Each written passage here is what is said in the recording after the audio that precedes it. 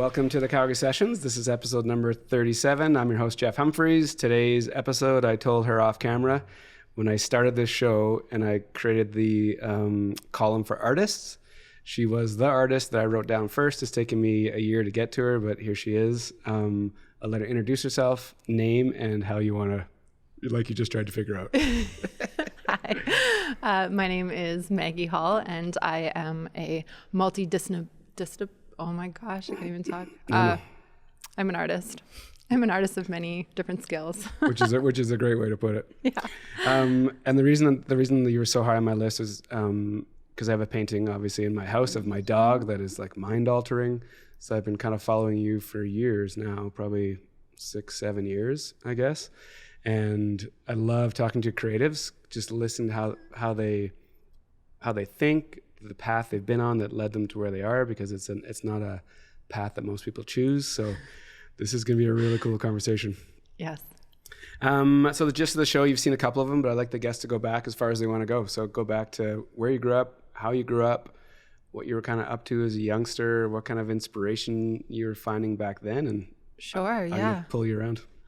Okay, so Calgary, born and raised. Grew up in the southwest of Calgary. My father was an entrepreneur, business owner, and my mother worked at a bank. And growing up, one of the things there wasn't any kids in our neighborhood. There was one family that moved in. I think I was maybe 7 or 8. So there wasn't any kids on the street. It was a lot of time by myself, sort of learning to play by myself. My father would feed me crayons, pencil crayons. It was the one set of toys I could have as many of as I wanted. You know, like had a couple Barbies, some building blocks, but every time we went to the toy store, whatever new set of crayons was coming out, I could have it. Whatever glitter, whatever glue, whatever construction paper. And so I had boxes and boxes of just these art materials. And Why was he doing that? I think he saw something, or he wanted to watch football and it kept me quiet. I don't know. Was he creative? Yes. He took drafting I think in high school or grade school, but he never pursued it. And I think part of him sort of regrets that. Yep. But he's a very creative mind, but he's a concrete restoration repairman. Gotcha. Yeah. So like blue collar. He's a worker. Yeah. So he's feeding you. So growing up, you're just getting access to all these crafts. Yes. And then the second part of my father was probably the biggest influence as a child. Next would be my mother. So I would do these drawings and a Mickey Mouse drawing, and I would take it to my father. And it was always, he called it constructive criticism. I never got oh, that's lovely, darling. Like, great, good job. It was, yeah, that's really good. Do you think maybe Mickey Mouse's ear could just be a little bit rounder, right? And I was like, yeah, you're right. Okay, one sec. And I'd go back to my room and I'd draw this and I'd come back. Okay, I did that. Well, okay, but is 1 foot? That doesn't really look. And I think I tell this story to some people and they think, whoa, that's harsh. No, because then I developed an eye when I was really young. It's like, no, that doesn't quite look right. Or no, I'm going to go back and fix this. That probably started the perfectionism. But without that, I wouldn't have kept going. That was the start of the teaching myself how to draw. There was no YouTube. There was we didn't have the Bob Ross. Yeah. I didn't have those kind of paints. So it was just back at it. And then more and more sort of drawing books or coloring books. And yeah, he was very... always, all through elementary, junior high, it was just this constant theme of... To this day, I can show him a painting. That's nice. Don't you think, is that a hair in your varnish? Yeah, Dad thinks. Look at this mane. Yeah, totally.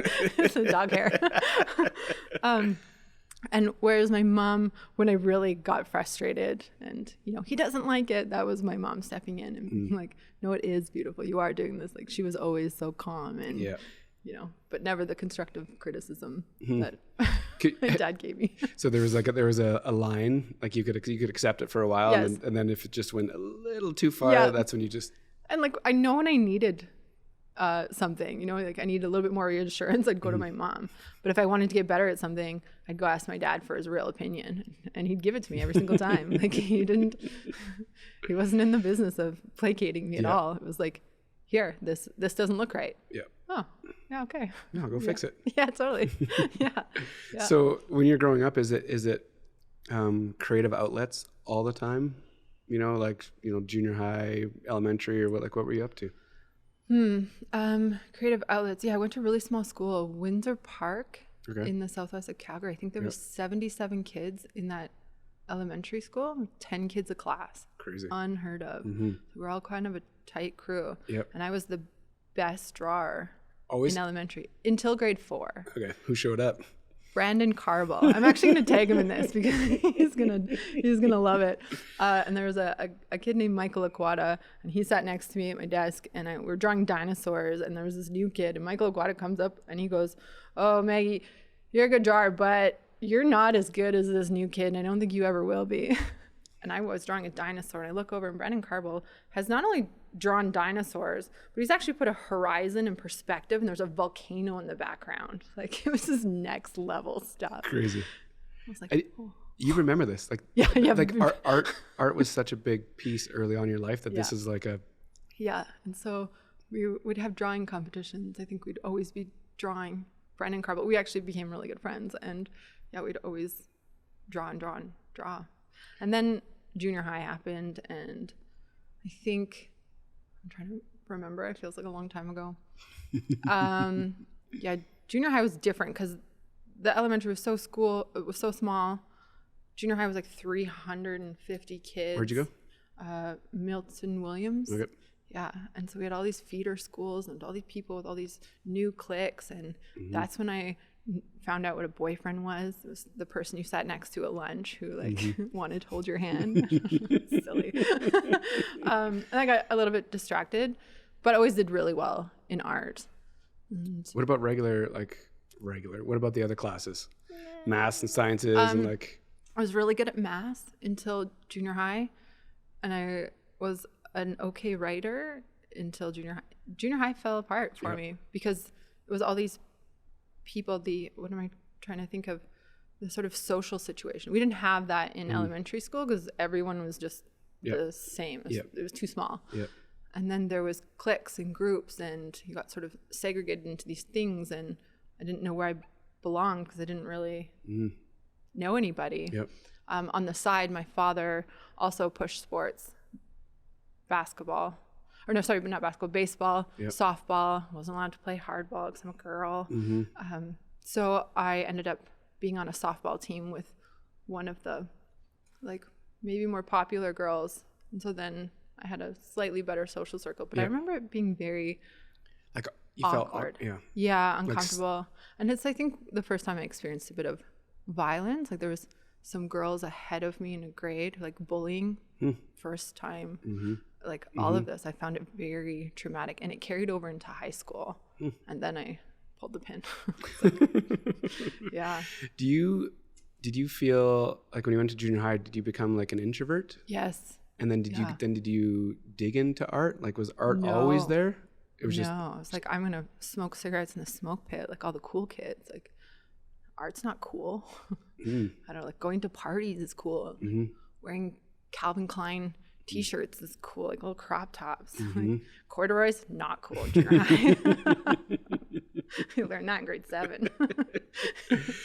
But looking back on it now, to turn off the art side of you for those years, it was just it lasted a long time, actually. Maybe until my early 20s. Oh wow, so you were done with it. Yeah. It just wasn't cool. It wasn't. That's at the root of it. That's kind of at the. Yeah, and then it was, sports and a little bit of sports, and just obsessed with social and what was happening, and then just being in social environments and just kind of being in circles. Am I popular? Am I liked? I never questioned that in elementary, but I remember in junior high, and it spilled over into my schoolwork. And also, let's be honest, 13 hormones, things are changing for every 13-year-old. And so just kind of coming to terms with that. Yep. And then. Were you working out of, in high school? Did you have part-time jobs or anything? Yeah, so I did. I went to high school, and then it got, the bullying got worse. What were they, like, well, you tell me as much as you want, but like, Yeah. just randomly picking on you because of X, because you just weren't. Because I was looking at some girl's boyfriend the wrong way. I don't know, like, Yeah. Just like I was after this guy. I don't remember doing that either, but who knows? It was like dirty looks, and it was very mean girls. It was real. But they would follow me home on the bus, and one day they followed me all the way home, and then someone else was driving a vehicle, and as I was going to my walking up to my house, like my parents' house, a vehicle pulled up, and they all like got out of this vehicle and were yelling at me like they were gonna like beat me up. And nobody's ever been violent to me in my life up until that point. And so I was terrified. I could think about it now. It sort of winds me up a bit. But my dad happened to be home, and he opened the door and he was like, "Get the fuck out of here." And he's like screaming at these kids, and you know that was okay for the moment. That didn't go over well the next day at school either. So then I asked my parents, I'm like, I need to leave. Like, I don't want to be in this school anymore. So I transferred schools, and a whole new group of people. I went from Henry Wisewood to Central Memorial. Yep. Just different, a different group of people. Yep. Yeah, different backgrounds. And it was new and it was fine. I did something really embarrassing. I passed a note and it got caught. Someone found it. It was about personal stuff, and they photocopied it and threw it over the ledge of Central Memorial High School. And I was like the new kid at school. And so this very personal note that involved like what crush, who I thought was the hottest in the school, photocopied and spread everywhere. Crazy. On a lunch hour. And so I was devastated. I can't imagine. And then I think I just turned 16. Grade 10, is that? Yep. Yeah. And I was miserable. And I was in home economics class, and there was a girl named Crystal who sat across from me, and she said, "Well, if you hate it so much, you turned 16 today. Why don't you go down to the counselor's office and drop out?" And I was like, "Well, I can't." She's like, "Yeah, you're 16. You're allowed to." What? Like, hold on. Seriously? Like, I can just go? Yeah, absolutely. So I went down to the counselor's office, like walked out of the class, didn't even take my backpack. I was like, no way. And so I sat with the counselor, because you had to like sit down with the counselor and talk about it. No, I want to leave. Are you sure? Yeah. I could sign myself at a school. I was so happy, like just relieved. I didn't have to go back. And I go home. Mom, Dad, I dropped out of high school. Go get a job. Like, you either go to school or you get a job. Okay, I'll go get a job. So then I worked at Pegabo in Chinook Mall. Oh, yeah. And I went through like all kinds of jobs at Chinook Just bouncing around the mall or just random retail places? Mall rat, like Foot Locker and all kinds of But young, things. like 16 and working. Yeah, and then my dad actually said, okay, I didn't actually think you were going to stay at school. Or maybe it was my mom actually. And nah, this doesn't fly. You're going back to school. No, see this $250 paycheck after 2 weeks of working, right? Because minimum wage is like $4.90. I think they said to pay rent. So I'm not paying rent. You guys have jobs. You can pay your mortgage. You're out of here. Go to school or you're out of the house. Huh. Okay. So I found a girl that worked at another crap retail store across from me. Lied about my age. Told her I was 18, just turning 18. I was just turning 17. And I said, I can be your roommate. So we moved into some crap apartment on 58th Avenue or 57th. And I just paid rent and was like, oh, I'm rich. I can buy Oreo ice cream and eat like this is awesome. I can buy cigarettes. And just walk to the mall. You just worked. You just like lived right there and walk because it's super close. Yeah. Yeah. We were so broke. I was independent. It was awesome. And that feeling of being independent and just doing whatever, like that stuck with, like that's so good call. That was life changing. That autonomy I learned at such a young age changed the course of my life because it was sort of like, oh, you can go do these things and yes, be safe and yes, be careful. But I still had a good relationship with my parents. They were fine with it? I'm sure they weren't like jacked that you've made this decision, but at all. But my father, he grew up. He's second. No, he was born in Scotland, so he immigrated here. His parents were like, just go work. Education's great, but he was all over the map traveling. My parents, like, they were hippies. So they couldn't be like that. Yeah. What are you gonna do? Like, it like call the cops, and like there was no rules. I just realized that at 16 I could do this. That's young though, right? Like found a fake ID, I was going to the Metro bar. Oh, it's dating myself. I was like sneaking into Metro bar with some crap ID I found on the ground. Yeah, and just like partying, being wild. And then finally I thought, okay, I need to get a good job because $4.50 an hour is not good enough. And I was too young to serve. My mother worked at RBC Bank, and so she got me a job at the bank. Okay. And as a teller? Yes. Yeah. I thought you'd have to be 18. No, you just have to be bondable. I can be trusted with money. And so I got hired there. And that was the start of just like a different type of people you're working with. You're like, it's a lot more adult. Okay. So I started to wear like nice clothes. I wasn't working at a shoe store anymore. And people treated you with a little bit more respect as a bank teller. I made more money, and then I got benefits. Like oh, okay, so I'm saving money. Cool. And then I applied for a job at like a Dominion Securities, which is like all internal. It was like in the investment world. There's even more money, and I'm like, oh, okay, this is gonna be fine. I'm 17 and a half years old. I didn't get that job. I was gutted about it, but I did get another job at a investment company in Canaccord Capital, and I was the receptionist. I love how you're already laughing about it. I am the worst worker. I'm the worst employee ever. Just because you are not interested in working. Just right. Yeah, like I'm here for the paycheck. So here I am, the receptionist, 17 and a half years old, lied about my age again. Yeah, I'm 18, it's fine. So bored, I had a computer with the internet. I joined Lava Life. Oh. And so on my lunch hours, I'd go on online dates. But I was underage. So I go to like Kaylee's. And what were you thinking when you were like, were you like really wanting a boyfriend, or were you just like filling time? Filling time. Like it was just, like, I can't imagine the stories from like lunch hour dates at wherever. I was miserable. Like I was working this really boring job. I had a lot more things, I've always been a creative person, but I couldn't reconcile that in those moments. I didn't know why I was unhappy. I was just bored and miserable. And so you couldn't figure out that it was this like, that you had to get this creative energy out of you. Yeah, no. So you're struggling. You're struggling to find your path. Yes, and like a lot of identity stuff too, because I think the identity was always right here, but I covered it up with, So I was making money, and then I started buying like fashion thing, like Louis Vuitton bags, and I bought a little Yorkshire Terrier, and I bought a Louis Vuitton bag, and I put it like very personal. Oh wow! And like, because I didn't know what else to do with this. Not that it was a lot of money, but I didn't have an identity. So one day I go on this date with this guy, and it was like Kaylee's rooftop patio, and he sits down and he goes, "How old are you?" I'm like, 20. I think I said 20, I was 21 on Lava Life. I was like, I'm 21. He's like, you're 18.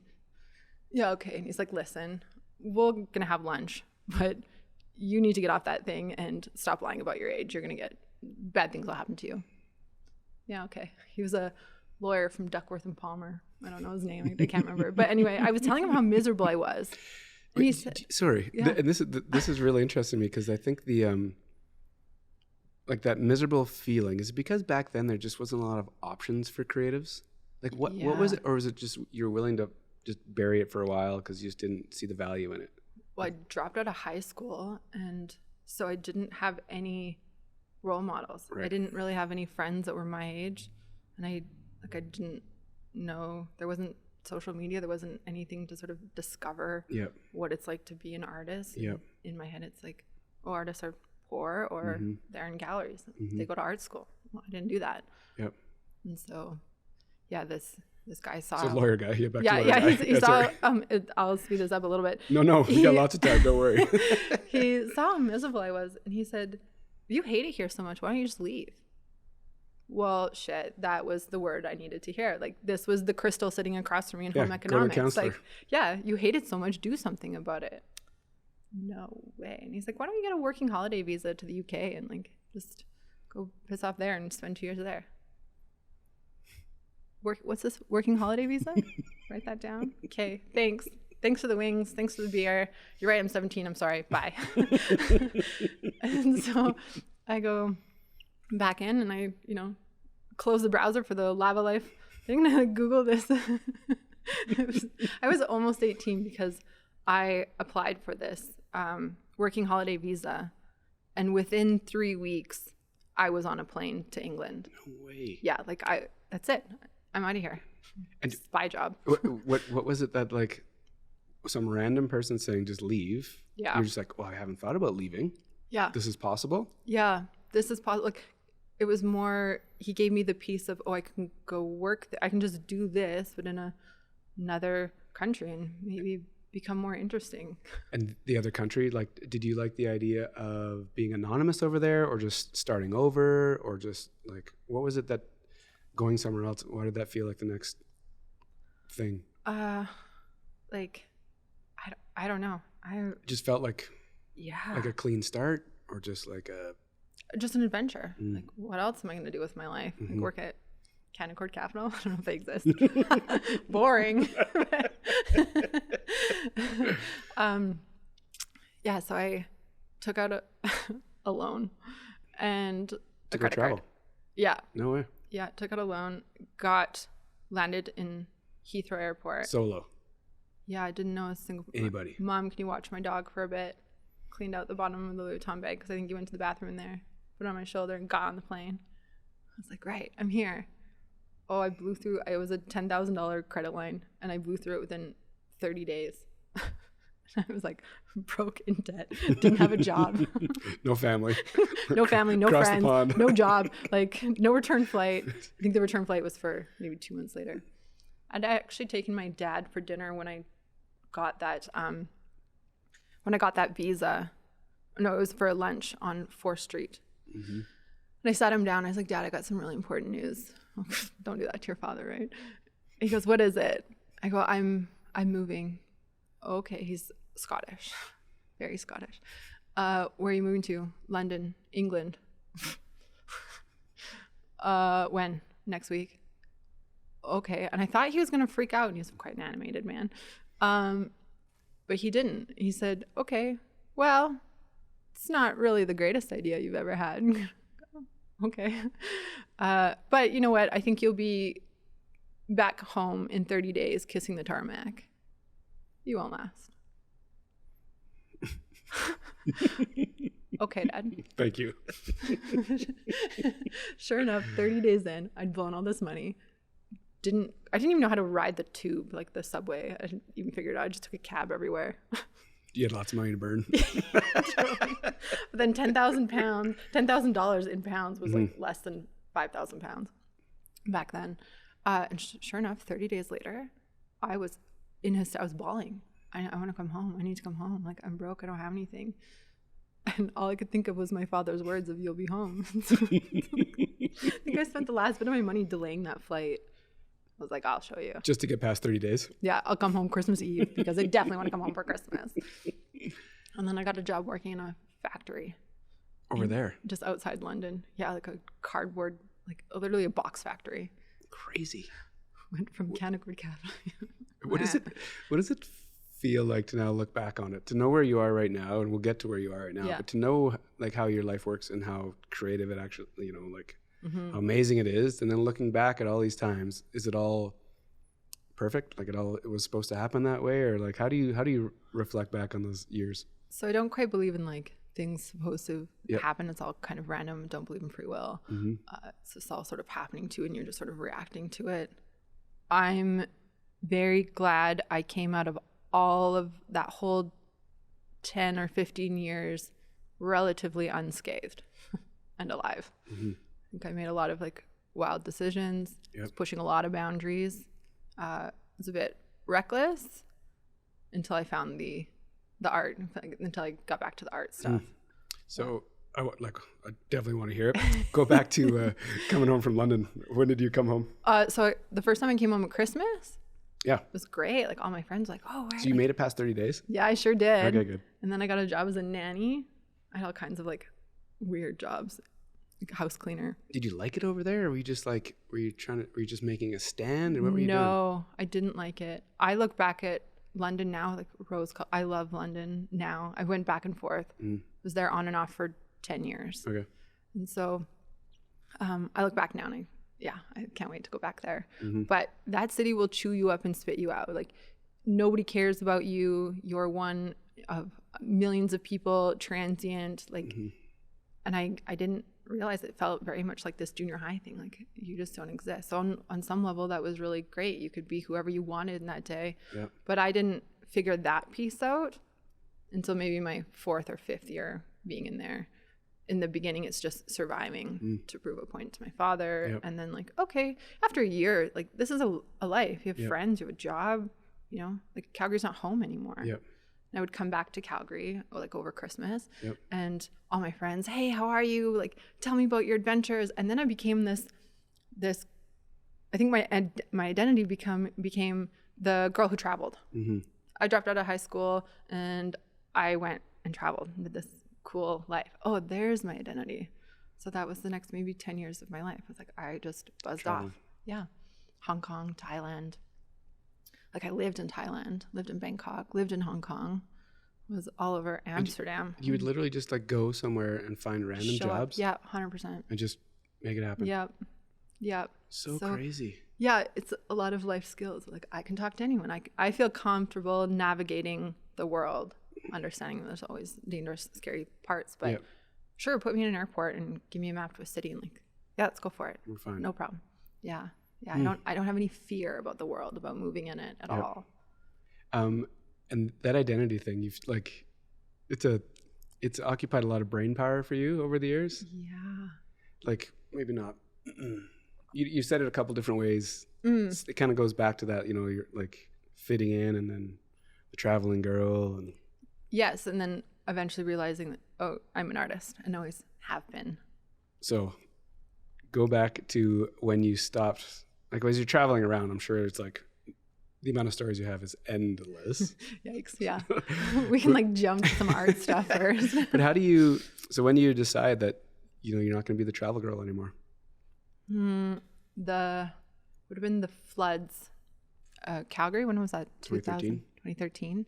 So I was living in Hong Kong, Bangkok, between the two. Doing what?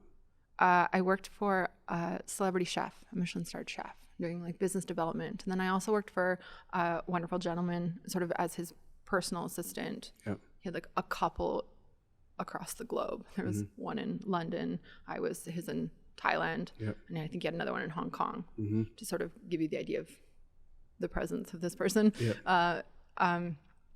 So I was working for the chef and working for him, and very jet-setting lifestyle. I was, you know, every 2 weeks I was on a plane to London, and then I'd go to Hong Kong, and then I was back in Bangkok, and we're looking at opening a restaurant in Miami. So down there talking to some PR companies and the real estate guys. You loved it. Oh yeah. And I got a clothing allowance. So I had like all my clothes were all these like fancy Burberry Prada things, but man, was I broke because they didn't pay me anything. Yeah. So it looks great from the outside. The optics were incredible. Yeah, I remember being in Hong Kong and I could get anyone into this restaurant. Like I had full control over like the list, not full control, but I could get anyone a table at this restaurant. Very difficult to get into, and could eat there as many times as I wanted, but I couldn't go to the bar down the street and afford a glass of champagne because I didn't have any money. So the floods happened. My father works in waterproofing. He fixes leaky basements. Okay. And he like drilling out, like putting the pilot holes in, like filling them with. Yeah, so he's a little bit more. He'll actually jackhammer out the crack. Okay. And sort of fill it. Yes, kind of. I worked for him a lot. Well, my dad built houses for 35 years. Oh, really? So I grew up on job sites. Oh, okay. So yeah. I can kind of like Yeah. have a loose idea of what he's up to. So he's getting a little bit older, and the floods happen. And so he calls, I was in Miami, I think. No, I was in, Miami. And he puts the call out to his kids, and he's like, Kids, my brother. Yeah. Okay. And where was he? I think he was still in Calgary. Oh, so he's around? Yeah. Okay. Yeah, probably working at Earl's, Joey's. Okay. And so he calls us up and he said, you know, floods are happening. I don't care where you are or how cool you think your job is. Like, you need to come home and help your family. This is how I remember the call. I think it was a little bit more passive. Because he was about to get slammed because of all the work that was going to have to happen. Yeah, especially in High River. Yep. And So I remember watching all the flood stuff happen and play out because it was international news. Yeah. Oh, that's where I'm from. Well, yeah, when you saw it, like living in a different country, and you Yeah. saw like the water coming up, so like the pictures were Yeah. crazy. It was wild. It was wild to see that. And funny story, I think she was from Poland. I was talking to her. I was like, look at this city. And she's like, how many people have died? I'm like, none. It's just very devastating. She looked at me like, oh. I'm like, oh, interesting perspective. Like, because it was like, it damaged so much here, but I don't think like injuries were very minimal. Yep. But I remember thinking, oh, that's perspective. Interesting. Yep. Anyway, so my father called us, and I was working for the chef. I was jet lagged all the time. I was tired.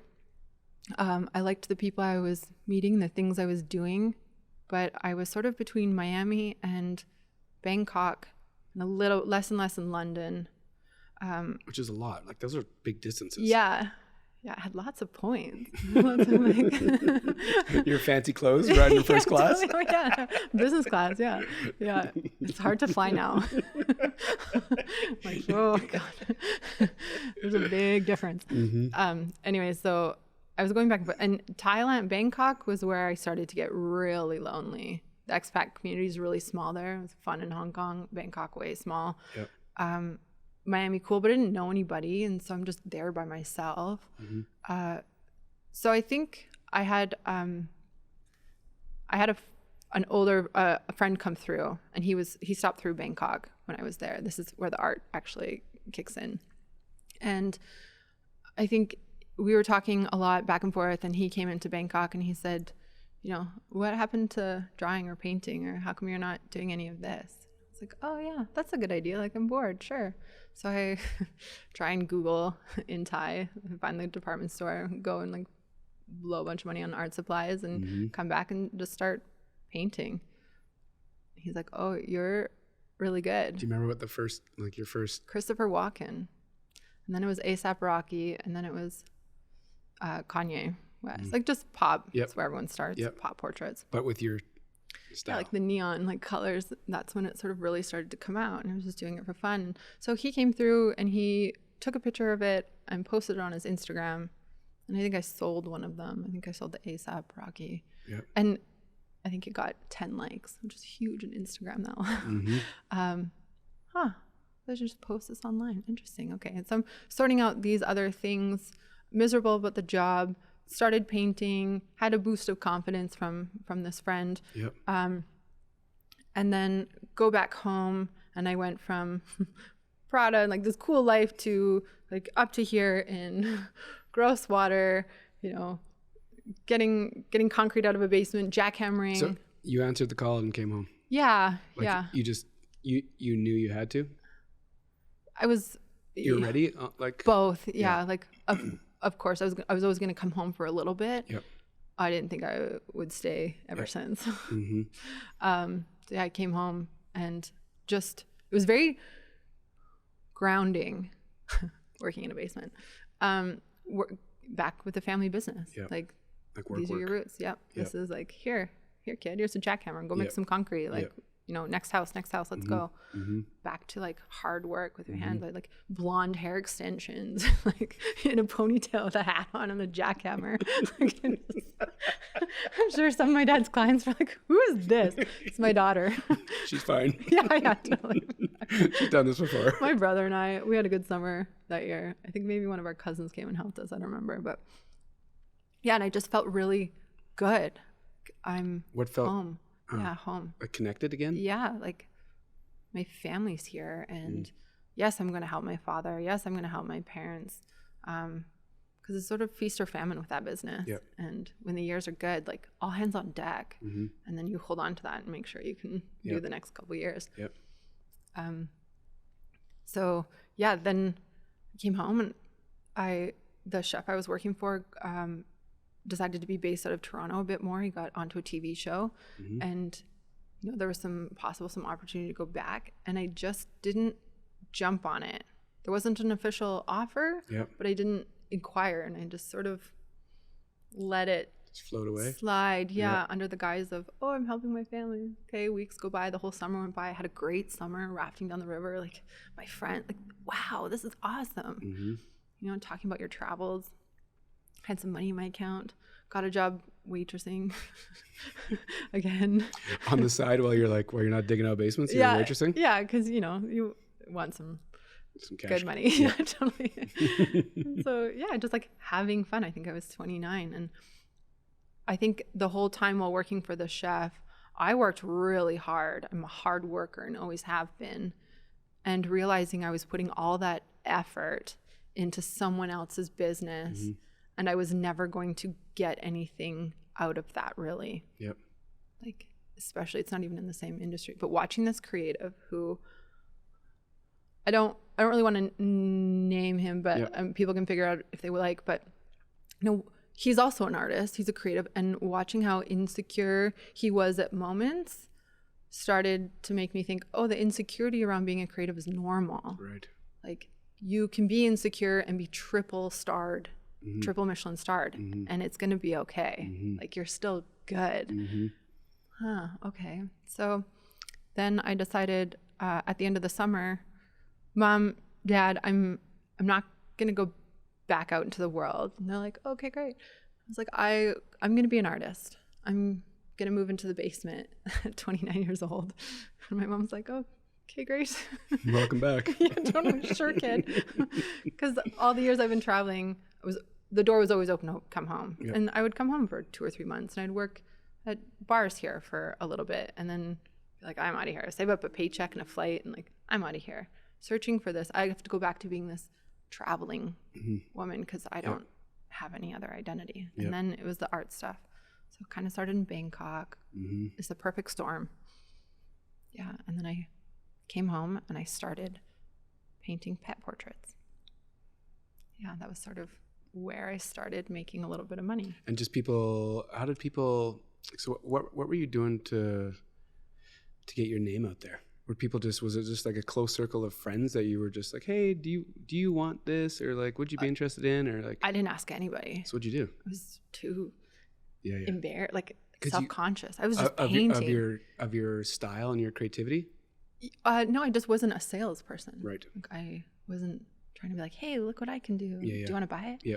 So what'd you do? How'd you start building it? I posted on Instagram. So Instagram was your like, that Facebook was your first play to build brand. Mm-hmm. Mm-hmm. Yes. And I know it wasn't really conscious. It was more like, if I put this out there, it was like, it's exactly what that platform is. Yeah. Oh, it's the validation of like, yes, this is good. Yes, this is good. And then, and then my brother. So random people were finding you on Instagram? Yeah, a little bit. But I would say mostly that's where the friends started to reach out. Okay. Oh, will you paint my pet or this? Yeah. Okay. Yeah. And you laugh when you said it? Yeah. And why do you laugh? Do you feel like it's, no, I'm not even going to put words in your mouth. Go.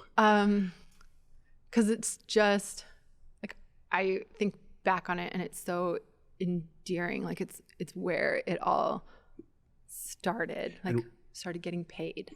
People would give me money for this thing I wanted to do. Yeah. And why did you go to the pet idea first?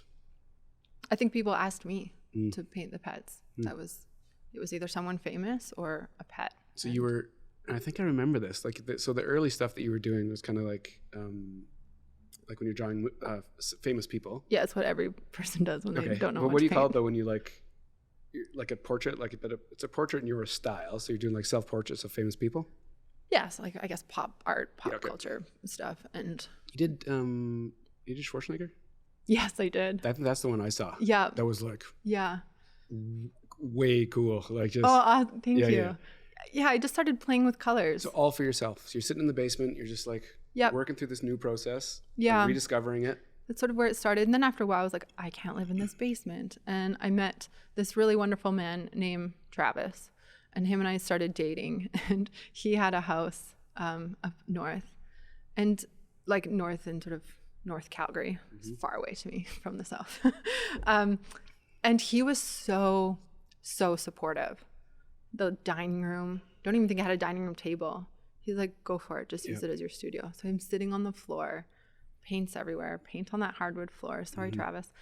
And he was just so encouraging. His friends started buying my work too. And so that was like, oh, okay. you know. And just like little moments of reassurance. Yes. Oh, people and like what I do. Yep. And I would go and talk to customers at the bar I was working at. Yep. And What it bar felt were you at? V bar. Okay. Earl's Girl. It felt good to tell them what I was doing, because they would always ask, well, what else are you doing? What are you studying? Didn't have an answer. I'm an artist. Oh, show me your art. Oh, you're really good. Huh, cool. They follow you on Instagram? Yeah, some of them. But actually some of them turned out to buy work. Yep. And so that's where it all started. And then starting telling people I'm an artist. Like, this is what I do. And that changed things. And then how did it change? Like, besides like the confidence to say it, what started happening when you started like going all in on that? Because you become the thing that you tell yourself that you are. Yep. Right? Like, I'm an artist. Okay, so then opportunities for artists. Yep. People think of you. Yep. Oh yeah, my friend's an artist. Oh, yep. The Stampede Dream Home. Yep. I did that, and there's all these little pieces. So just when you say it out loud, you put it out there, you're kind of in more conversations when people are talking art or artists, like, oh, I know. Yeah, I've labeled myself an artist. And so when I introduce myself to other people, my name's Maggie Hall, I'm an artist. And so I registered to them as an artist. And then it's just sort of feeds. Yep. Yeah. So after you're selling a few things here and there, doing some pet stuff, so then where's this thing keep going? So I think we talked a little bit about the dog. Yes. Yeah. So anyway, I'll preface this conversation because I have one of your paintings in my house of my dog Bodhi, Bouvier, and it's hard to explain how cool it is, because it was a crappy picture of like a dog walking towards the camera, and there's like in the trees brush, and stuff. There's brush. It was a decent picture, just kind of I think in Edworthy Park. But it's just a traditional dog picture. And what came back was like, it's unbelievable. Oh, good. It's unbelievable to like even think that those colors and that style go together. Yeah. So anyways, you can take it away wherever you want to go. So back at Travis. So Travis, wonderful, wonderful, supportive, great person, partner. It was his 30th birthday, and he had a little bulldog before we met, who passed away suddenly. He was just 2. And it broke his heart, and he used to talk about his dog all the time. And so I thought, well, are you ready for another dog? Yeah, I think so. So I went on the hunt looking for this dog. I found a bulldog off Kijiji. Terrible idea. Do not buy dogs on Kijiji.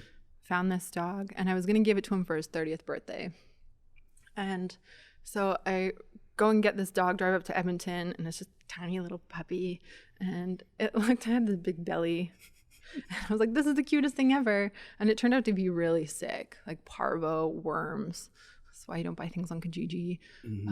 And we were actually in the middle of breaking up. And so thankfully it wasn't a child, it was a dog. And I was like, this will save the relationship. No, we ended up breaking up, I think 30 days later. And he said, well, yes, I'd love to take the dog. He said, you're obviously very attached to it. But I work full time, and you're kind of in the studio.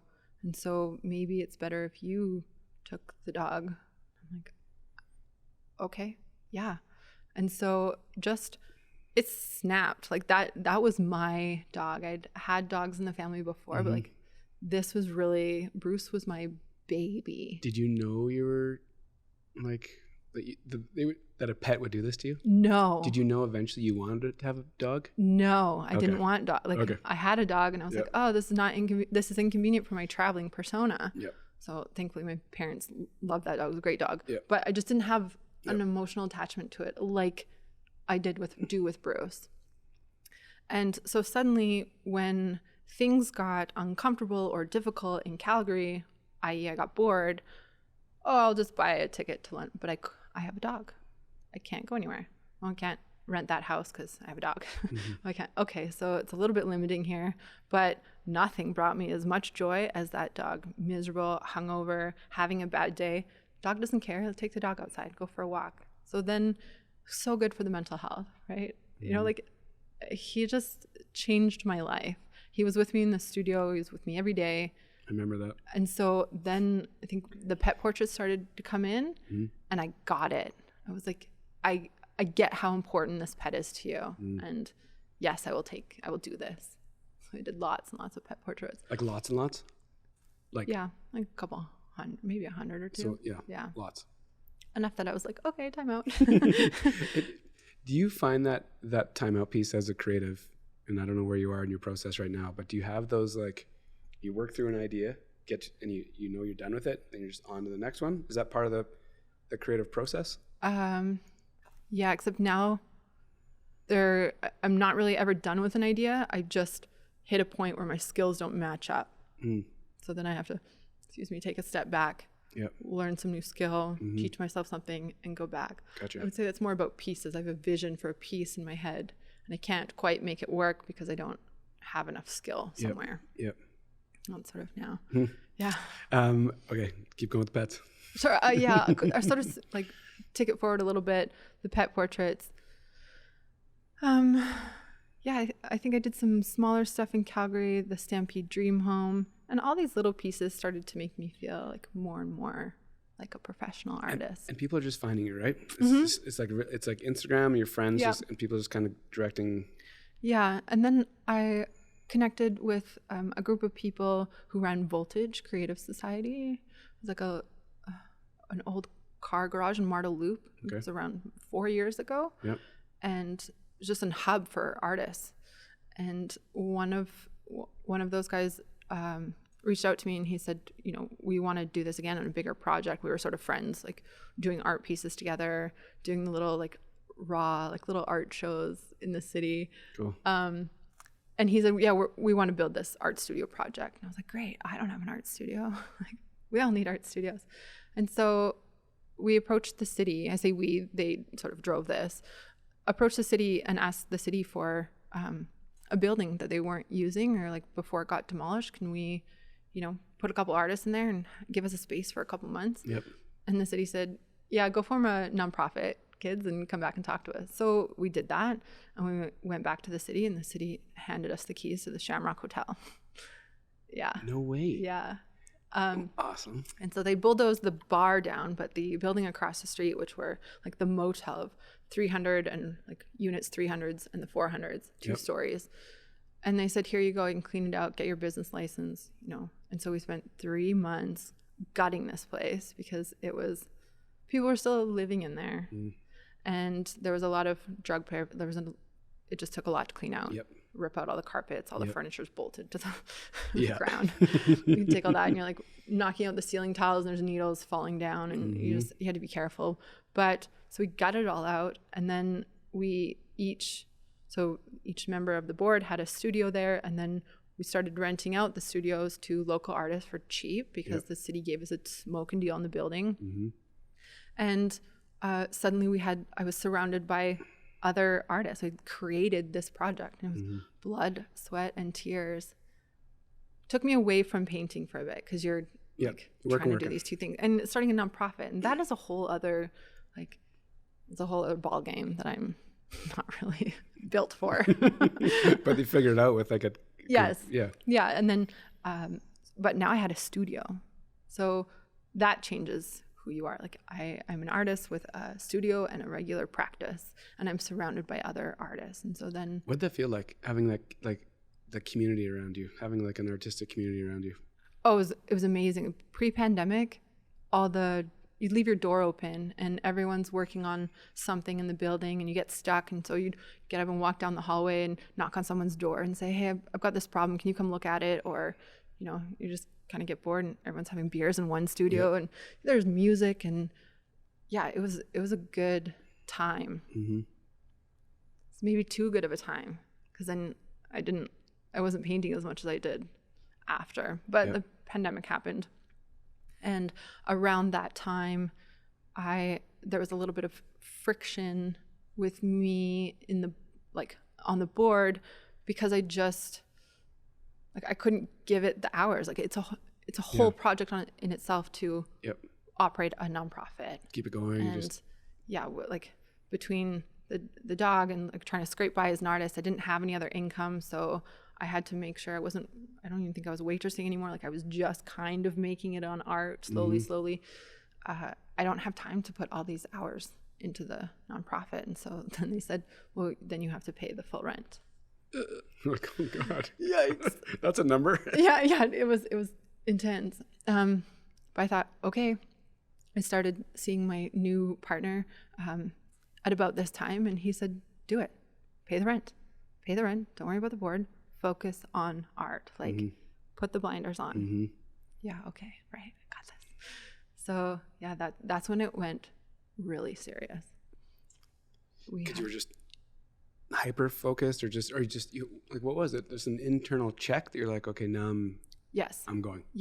Yeah, exactly. Nothing can stop me. Yeah. I don't, like, my dog's with me in the studio. Yeah. I don't have any other responsibilities, and I can kind of afford this. And, you know, if I don't quite make it this month, you know, my partner's got this meal, you know, like I'm not gonna be left out in the cold. And so that's when I became prolific in the volume I started painting, because it became all I did. And the man I'm with now, Alexis, he was a very sort of like private person with lots going on in his life. And so when we first started dating, we just sort of apart. We saw each other once, twice a week. Yep. And that was great for us. Like, you know, I just had all of this time, and I really put this first. And I was like, no man's going to come between my career. But he's been so supportive. And yeah, working. The pandemic compounded all of that, because then it was like no choice, just work. Yeah. Right before the pandemic started, I was signed by Masters Gallery. So I think that happened through Instagram as well. Like, so Instagram's been this sort of running tool. So when you say like the amount you were creating, like, was it all like, were you creating for people, for yourself to create like a depth, like a broad ranging kind of portfolio, or what were you doing? Just for myself. Like, so you were just ideas, paint. I have more ideas than I have the energy, like hours to produce. And it's sort of been that way for a couple years. Through Neverland, there was another guy on the board named Ian, and he and I sort of partnered up, and he knows a lot of people in the breweries, like in the sort of Calgary beer industry. Yep. And he hooked me up with Dan at Coal Garden. And he said, why don't you do a big art display at Coal Garden? I was like, yeah, that's great. Really? Like, I'm allowed to do this? And Dan is amazing. He's like, yeah, this is exciting. Go for it. Here's your ladder. Go hang up the work. Did you have to create originals, or did you kind of take things you already had done? So I created all new work for that. Cool. And so that was the first, my artwork was on display all the time. And all people had to do was sort of go on Instagram or my website, and they could just sort of buy it off the wall. And I would come in the next morning and take it down off the wall and deliver it to them, or they'd come by to the studio and pick it up. And that's like more money. I was making money. And I think around that time, possibly through Instagram, Brian at Masters saw my work, and we started chatting, and yeah, Masters picked me up. And then what does that mean? Like, when you sign with Matt, like, yeah, what so happens? I represented by Masters, Okay. which went from like, it just sort of, it blew me out of the water. I was so like, you mean me? I didn't go to art school, just so you know, and I dropped out of high school. And you're thinking about these like, things? oh like, yeah. I don't have the pedigree for Masters. And Ryan was just having none of it. He's like, yes, go. Like, he was so encouraging. And Megan too, amazing team there. So I was over the moon. Cold Garden's doing really well. Yep. Masters, maybe we're gonna have a show at Masters. Yep. Lockdown, pandemic, 2020. I am on the floor of my studio bawling for days. Because it was all, like, it was just about to get exactly. there. Like, just about. And now the world's ending. So for, I think, a few months, I was like, oh my gosh, I worked so hard, and I'm like kind of broke, and, you know, like Coal Gardens, that sort of ended. Sold a little bit online sometimes. Yep. And then I get a call from Ryan. He's like, hey, how you doing? Yeah, great. Like, kind of, he's like, where's the work? What? Like, people are asking, like, about your work. I think he had a couple pieces. Yeah, like, I think he had 1 or 2 pieces. And I was like, oh, maybe people are buying art Yes. I've never been so busy. Like, we are busy.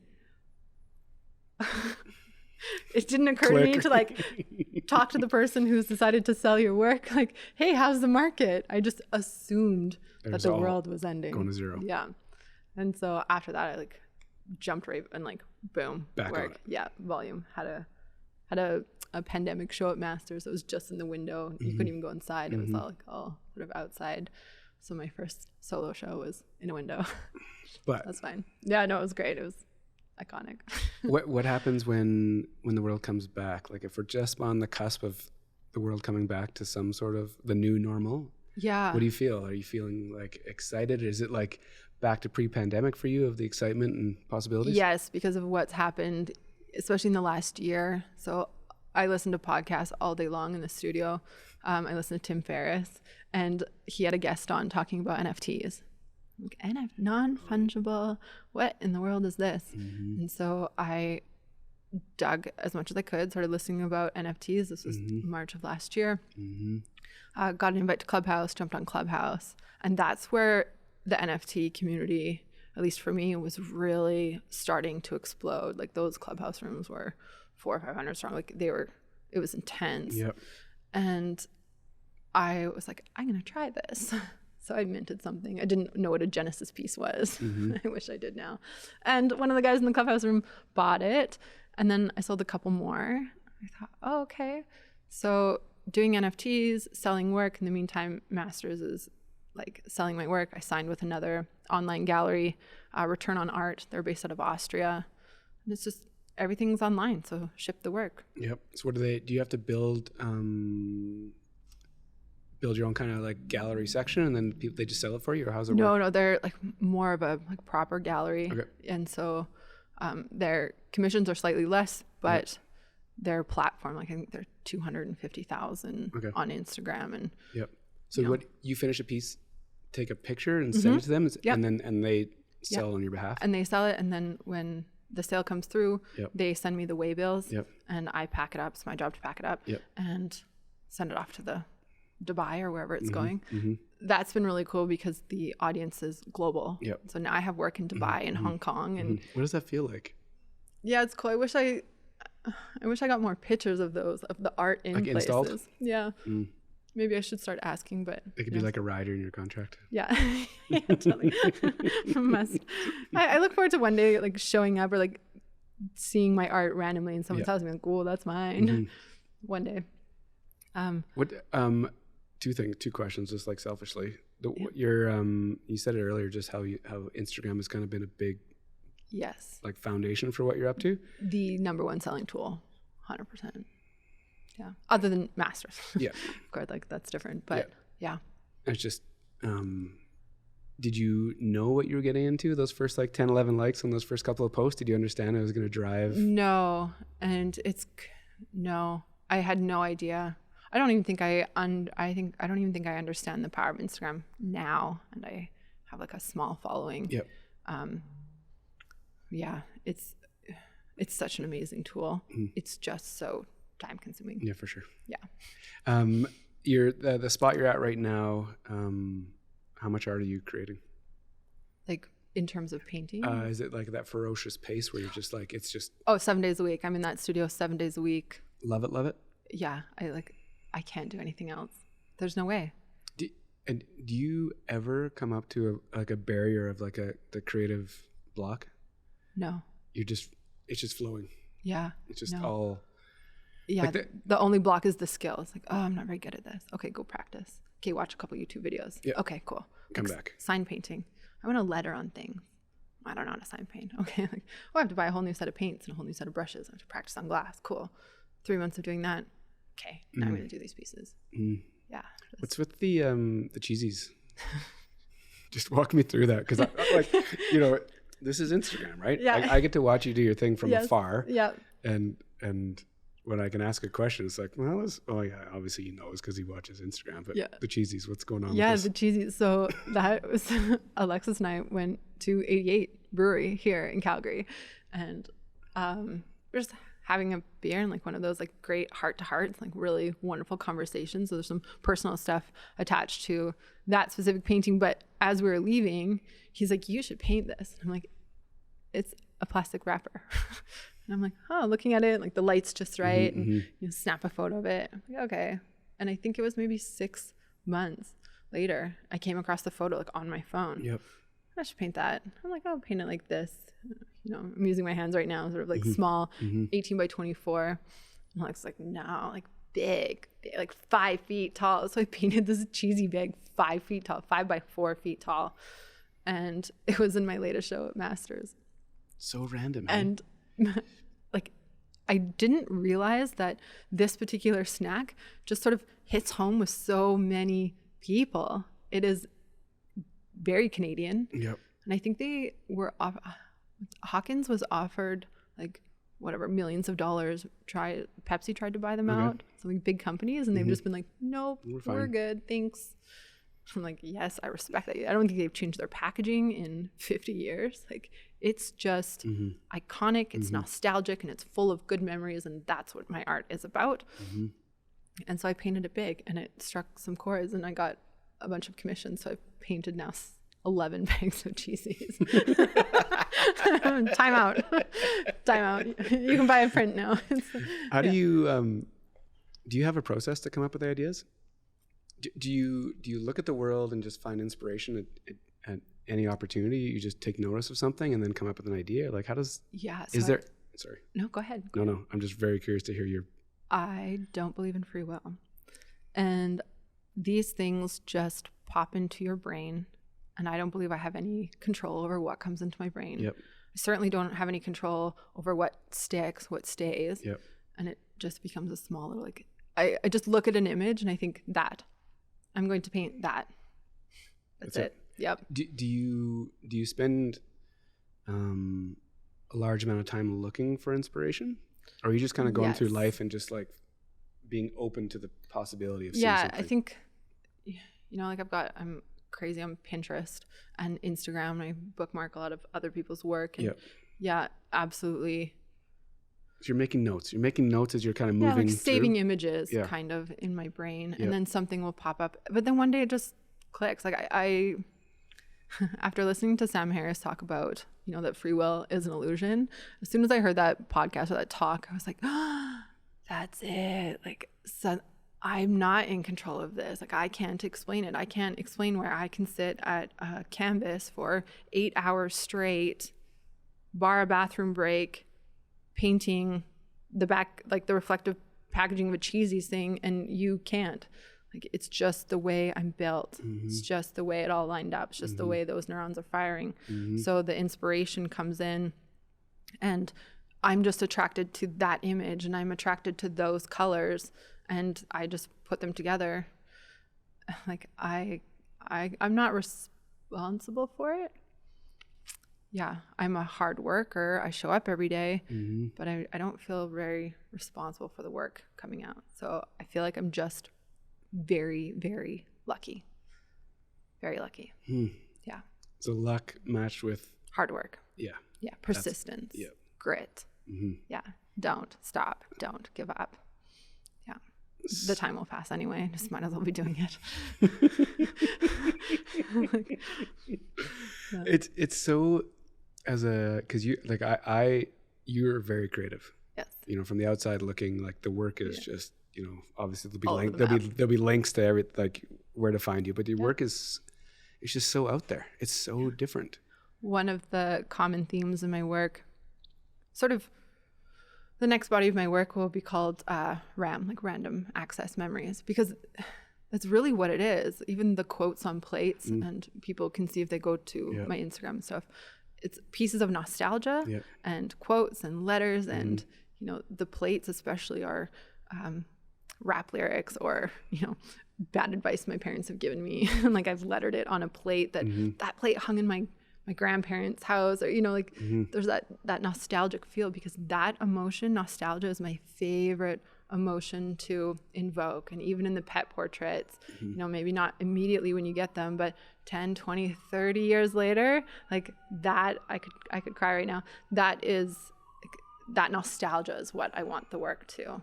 That's a common thread for you. Yeah. I love it that I can make something to invoke that in myself and in other people. Cool. How did you not unleash this earlier in, like before Bangkok and coming back in 2013? Do you give it any thought ever? I did, and I was hoping this would come up because whoever's listening, I want people to be very careful what they say to their partners. There was a man I dated. So I'd come home and I was working at V-Bar. It was way before Travis. Went on a couple of dates with this guy, more than a couple of days. We were in a relationship, and I went to the art store one day and I bought a bunch of paints, and I was living by myself and I started painting, and he would come over and I was doing these paintings, and they weren't very good. It's true. But I'm sure they're pretty cool though. Yeah, but I don't know. They were landscapes. Okay. I think I was just messing around with it. And they might have been all right because I think he's like, oh, it's nice. But I said, I want to be an artist. And this was way before the floods, way before any of that. And he said, I'm going to need you to find a real job. Like, you can't really be an artist. Like, maybe you could be a yoga teacher or something, but you won't make any money as an artist. And so that's not really productive. And I'm an engineer, and that doesn't work for me. Not that I don't know why engineering had anything to do with it, but yeah, he was just so. And just put a cap on it for. Yeah, I was like, oh yeah, right. No money in art, of course. Like, I know that. I think it was 22 at the time, 23. Yeah, that makes sense. Of course, you're not going to make money. Yeah, I should be a yoga teacher. That was the first trip to Thailand, by the way. Oh man. Yeah, so I actually went to school to be a yoga teacher. Went to the jungles of Thailand. I was like, okay, I'll be a yoga teacher. It's a terrible idea. But yeah, it was so negative. Yeah. But there's lots of people who can hear criticism or things like discouraging sentences from people they care about, and who go and pursue it anyway. Yep. It just struck me in a way at that moment. And I was like, oh, just cut my confidence right there. Like, yeah, okay, no money. This isn't a lifestyle. And you want me to make a certain amount of money. He said, I need you to be able to make a certain amount of money so that when you have my kids, the income's there. Isn't that crazy to look back on that conversation? Oh, yeah, totally. Like, who says that?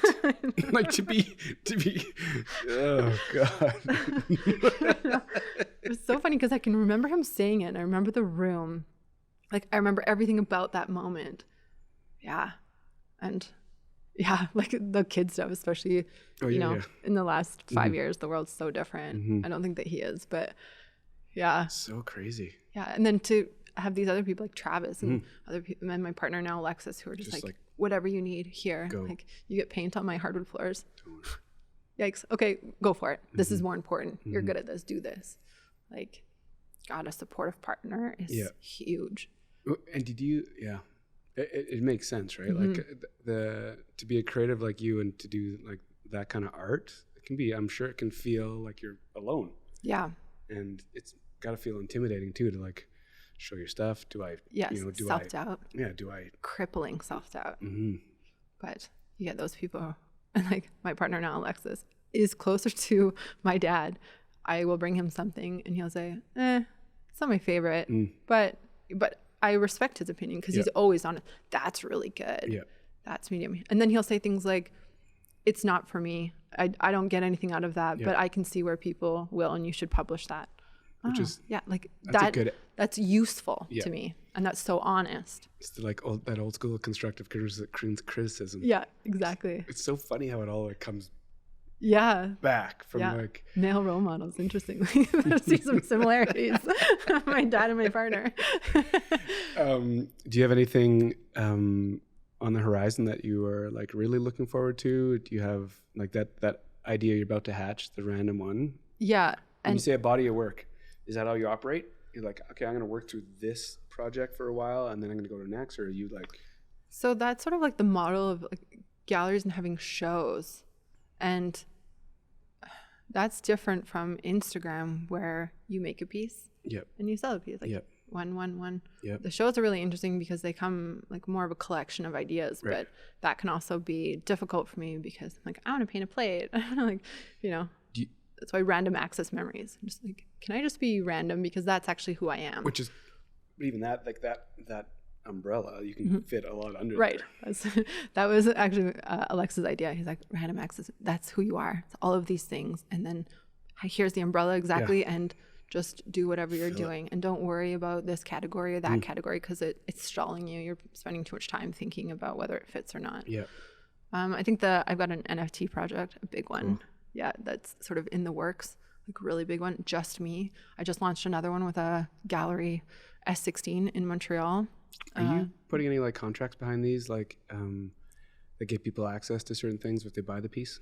Yeah, utility. So the S16 project, myself and 10 other artists with S16 Gallery, they are releasing a print of the work. So it's each 16 works, each with an edition of 25. And so the first person to mint will get a print, a physical. Cool. Excuse me, my project that I'm about to launch, I'm working out those utilities right now and sort of the gamification. And, there'll be multiple levels of NFT releases where, the first one I'm just using numbers here, 2,000. Yep. And in order to get to the second, more like smaller drop, you'll have to burn. Like maybe you have to buy 2 and burn 2. And then as we get farther along, they'll be closer to like real paintings or like one-to-one experiences or like a little Gary Vee and like, hey, like I'll jump on the phone an hour a month and talk to you about something if you own this NFT. And I think this technology is so interesting.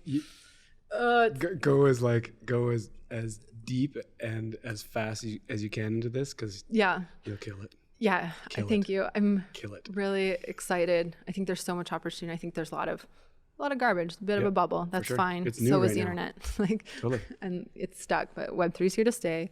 NFTs are here to stay. And I think if you can really think about the utility and use it to build your community, it's like a combination of Kickstarter and Patreon and Instagram, but it's removing like the Facebooks and the Instagram. Like you are building this community. It's like, and then whatever platform pops up, and then all you have to do is just like, hey, I'm here. You start building your brand there, and it all just kind of goes back to the audience that you can control. Yeah, and then on the blockchain, like people have a tokenized membership to this. Like, that's so interesting and awesome, and it doesn't have to be like a big painting anymore to support an artist. Like like a podcast, a musician. I can just buy your NFT. Like I can do a little bit, and I can have something.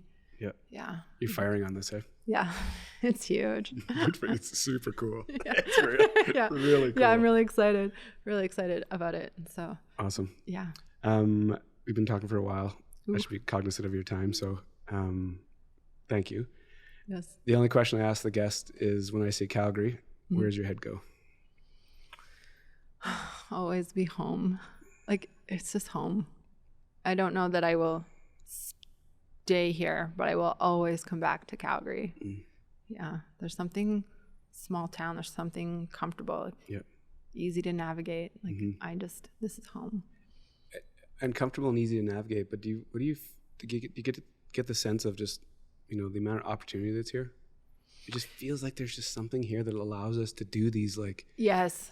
Yeah, this is the small town kind of feel. We're a city, but everyone's so kind of connected here.